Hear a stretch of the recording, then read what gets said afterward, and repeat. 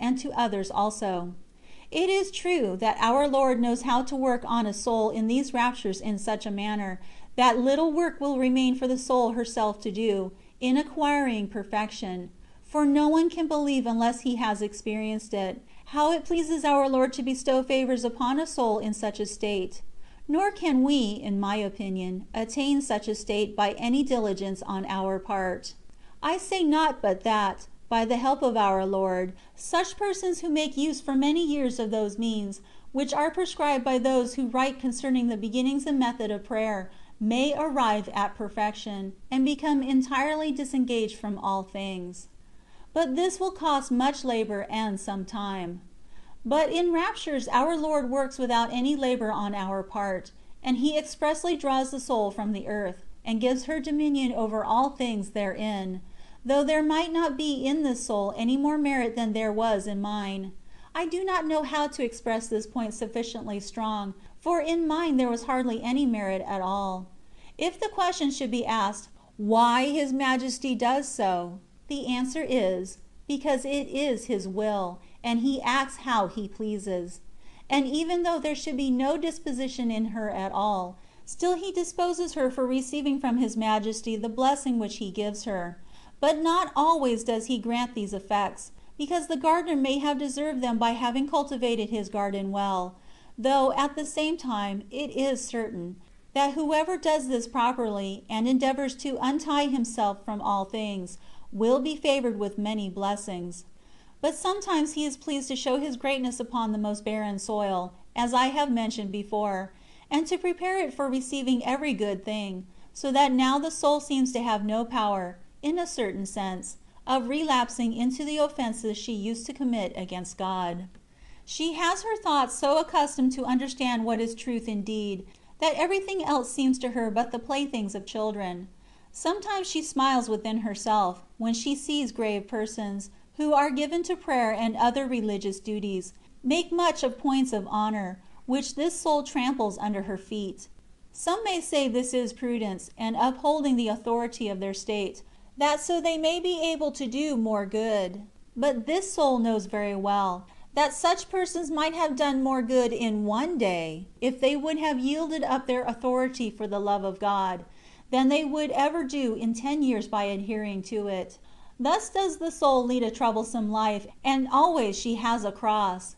But she goes on advancing, though those with whom she converses may suppose that she has already arrived at the top of perfection.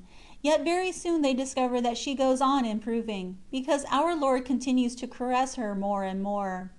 God Himself is in her soul, and He it is who has taken the charge of her into His own hands, and there He shines, and seems in a clear manner to be guarding her, that she may not offend Him, and also to be caressing her and exciting her to serve Him. When my soul arrived so far, that God was pleased to do me so great a favor, my miseries ceased at once, and God gave me strength to avoid them. And I was no more affected by being afterwards in those occasions, and in the company of persons who formerly distracted me, than if I had not been in them at all. Rather was I helped thereby.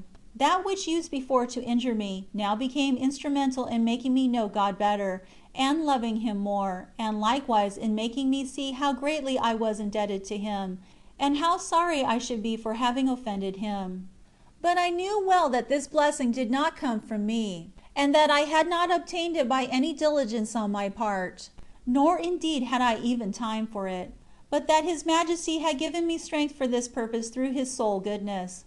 From the time when our Lord began to do me this favor of having raptures, my strength went on increasing, and He has also held me fast by the hand, that so I might not return back any more.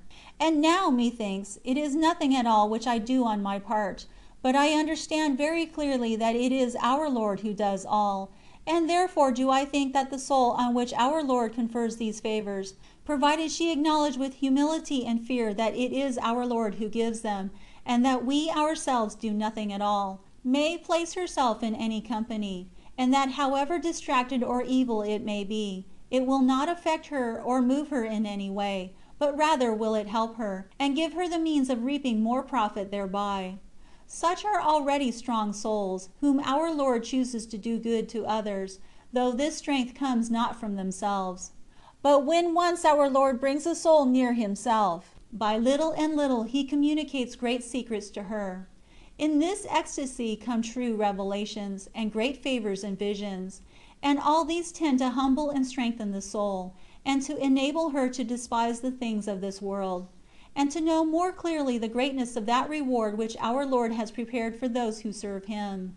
May our Lord grant that the excessive goodness which He has been pleased to show such a miserable sinner may be in some way instrumental in strengthening and animating those who shall read this discourse, completely to abandon all things for God's sake, since His Majesty gives such abundant rewards. And we see clearly, even in this life, what rewards and advantages He gives to those who love Him, and so what will He not give them in the next? End of chapter 21.